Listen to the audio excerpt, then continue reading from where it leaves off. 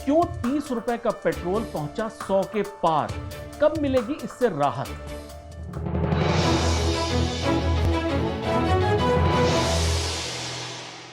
देखते ही देखते पेट्रोल के दाम कई प्रदेशों में 100 रुपए से ज्यादा हो चुके हैं। डीजल के दाम भी बहुत पीछे नहीं हैं।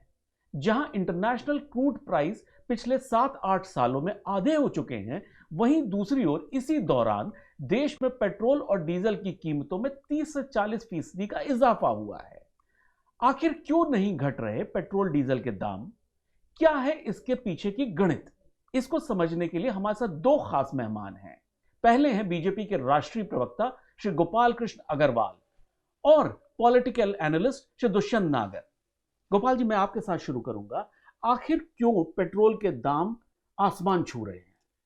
देखिए, पेट्रोल के अभी जो 2-3 महीने की जो स्थिति है उसमें यह है कि पोस्ट कोविड जो सडनली डिमांड सर्ज हुई है, कोविड के बाद एक्टिविटी शुरू हुई, इकोनॉमिक एक्टिविटी, तो उसके कारण ग्लोबल जो क्रूड ऑयल प्राइसेस बढ़े हैं। लगभग 250% से ग्लोबल क्रूड ऑयल अभी पिछले 2-3 महीने में बढ़े, जिसके कारण उसका असर भारत के क्रूड ऑयल प्राइसेस में भी हुआ है। क्रूड के प्राइस जो अगर हम 2013 के मुकाबले देखें तो आधे हो चुके हैं, तो उसका इंपैक्ट क्यों नहीं है जबकि दाम बढ़ रहे हैं? केवल इंटरनेशनल प्राइसेस के ऊपर ही केवल डिपेंड नहीं करता, बल्कि इसमें टैक्स कंपोनेंट भी बहुत ज्यादा है। इतना ज्यादा टैक्स कंपोनेंट क्यों है इसमें, जब कोरोना के बाद हमें आपको एक मध्यवर्गीय लोगों को राहत की आवश्यकता है, तो टैक्स कंपोनेंट इतना ज्यादा क्यों है? जो पेट्रोल और पेट्रोलियम प्रोडक्ट्स पे लगभग 45% जो कंपोनेंट है टैक्स का, वह स्टेट गवर्नमेंट्स लेती हैं और उनको जीएसटी के अंतर्गत केंद्र सरकार ने कहा है कि इसे जीएसटी के अंतर्गत ले आए, लेकिन प्रदेश सरकारें उसके लिए भी तैयार नहीं है। और बाकी जो जीएसटी में कलेक्शन है या डायरेक्ट और इनडायरेक्ट टैक्स में केंद्र में जो कलेक्शन हो रहा है, वह धीरे धीरे पिछले 1-2 साल में काफी कम हो गया है।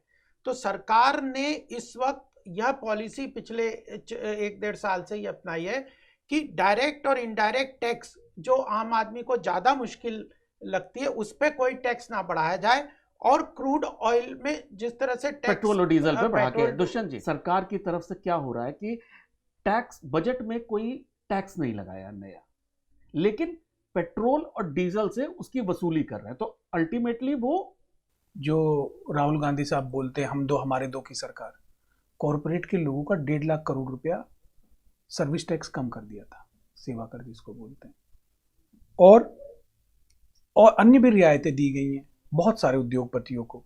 कई लोगों के लोन माफ हुए हैं। अब मैं आपको एक आंकड़ा रखना चाहता हूं, 2014 अप्रैल में $108 प्रति बैरल का क्रूड ऑयल था। पेट्रोल की कीमत 71 रुपया और 51 पैसा थी, डीजल की 57 रुपया 28 पैसा। आज $61 प्रति बैरल का क्रूड ऑयल है, पेट्रोल 90 है और डीजल 80 है। वही पॉइंट है। सरकार आम आदमी से निचोड़ रही है, वसूल रही है, और जो इनके समर्थक हैं चंद उद्योगपति, उनको फायदा पहुंचा रही है। नहीं, देखिए, यह बिल्कुल गलत बात है। ये देश की अर्थव्यवस्था को ना समझना और उसको गलत दिशा में ले जाने वाली बात है। कौन सा प्राइवेट है सेक्टर है जो जिसकी ऑयल कंपनी है? सारे तो पब्लिक सेक्टर अंडरटेकिंग है। कैसे हैं? ओएनजीसी है, एचपीसीएल है, इंडियन ऑयल कंपनी है, सारे पब्लिक सेक्टर है। प्राइवेट कम है नहीं, वो क्या डिस्ट्रीब्यूशन में, एक्सट्रैक्शन और उसमें नहीं है। नहीं सर, जब से आपकी सरकार बनी है कि आपने कॉर्पोरेट पे कौन सा एक्स्ट्रा टैक्स लगाया? सर्विस टैक्स का आपने बताया। सर्विस टैक्स तो आम जनता का, कॉर्पोरेट्स का थोड़ी था, वो तो जीएसटी का 1.5 लाख रुपए का सीधा 1.5 लाख करोड़ का सीधा फायदा हो गया। बहुत सीधा सा हमेशा सरकार पे लगता है कि नंबर 1, ये कुछ कॉर्पोरेट घरानों को बेनिफिट पहुंचाना चाहते हैं। कौन से? पहली चीज, कहां लोन माफ कर रहे हैं, एनपीए कर रहे हैं, और दूसरी तरफ आम आदमी को प्रेशराइज किया जा रहा है। नहीं, देखिए, जब हमें पेट्रोल को समझना ना, ये इंटरनेशनल कॉम्प्लेक्सिटीज को समझनी चाहिए। सरकार ने इंटरनेशनल प्राइस, नहीं, आप भारत की स्थिति समझिए ना। कांग्रेस ने क्या किया, यूपीए ने पिछले 10, जब ग्लोबल प्राइस बढ़ रहे थे, इन्होंने सब्सिडाइज किया और ऑयल कंपनियों को ऑयल बॉन्ड इश्यू कर दिए। ना उसको बजट में प्रावधान किया, ना उन कंपनियों को पैसा दिया। 1.5 लाख करोड़ का, ये कहते हैं कॉर्पोरेट। अरे, ये जो कांग्रेस ने यूपीए में ऑयल बॉन्ड इश्यू किए, वो आज हम अभी भी चुका रहे हैं। जो ऑयल कंपनीज को इन्होंने सब्सिडाइज करनी, जो कह रहे हैं कि 108 रुपए ग्लोबल प्राइस था और हम $71 में दे रहे थे, तो वो बीच का जो $30-40 का ये सब्सिडी तो ऑयल कंपनी को ये बॉन्ड इशू कर रहे थे। हाँ, वो हम 1.5 लाख करोड़ आप चुका रहे हैं। सर मैं इनका भी नैरेटिव अभी बता देता हूँ। दिवंगत वित्त मंत्री श्री अरुण जेटली जी ने पार्लियामेंट में कहा था, जब पेट्रोल प्राइस $28 प्रति बैरल तक गए तो विपक्ष ने कहा कि भाई आप तेल के दाम कम करिए। उन्होंने कहा भाई अभी हम कम नहीं कर रहे हैं, जो हमारा बफर होगा जब रेट बढ़ेंगे क्रूड के तो हम इसमें एडजस्ट करेंगे।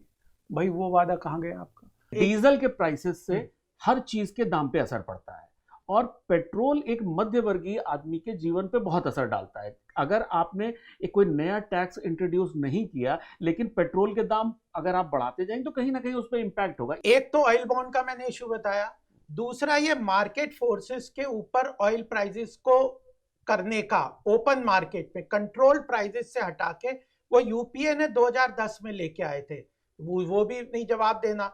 तीसरी बात यह है कि आज सरकार ने पूरी तरह से जो जीएसटी के अंदर हम चाह रहे हैं स्टेट्स वाले ले आए, स्टेट्स जीएसटी के अंदर इसको नहीं लाने, वही लॉन्ग टर्म सोल्यूशन है।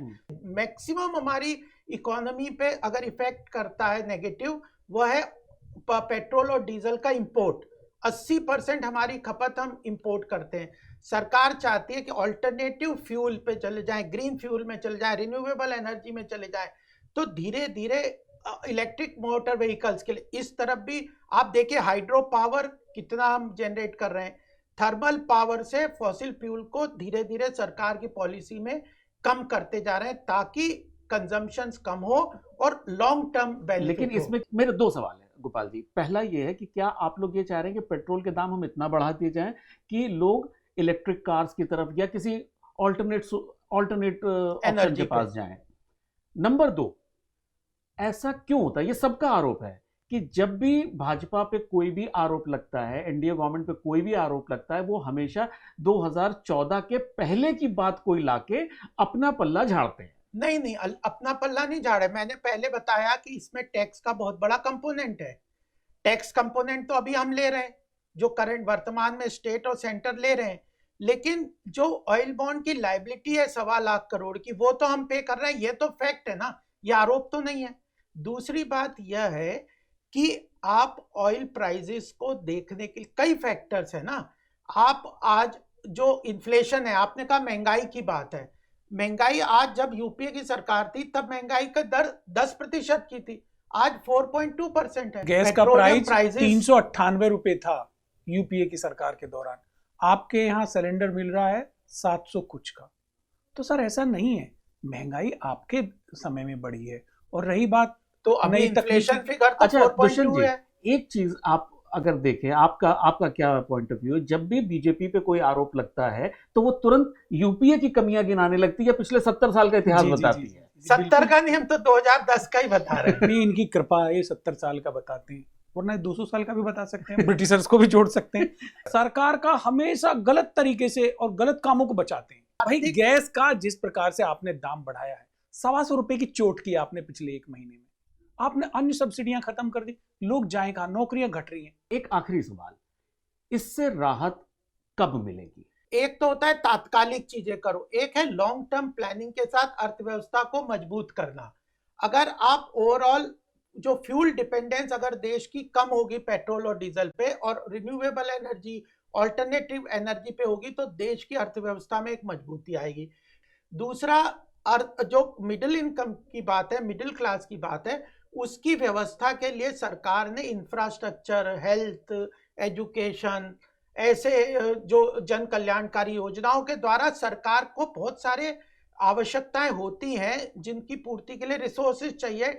डायरेक्ट टैक्स कम किया है, इनडायरेक्ट टैक्स कम किया है, जीएसटी के अंतर्गत हमने इतना टैक्स कम कर दिया, प्रदान करने का 249 सार्वजनिक क्षेत्र के उपक्रम है, जिसमें से सरकार ने फैसला किया 24 रखेंगे, बाकी सबको बेच देंगे।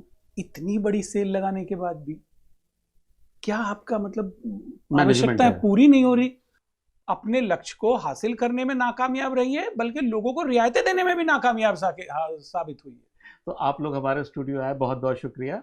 तो आज के लिए सिर्फ इतना ही। इंतजार कीजिए खबरों के पंचनामा के अगले एपिसोड का, क्योंकि यहां हम रखते हैं हर खबर पे पैनी नजर। नमस्कार।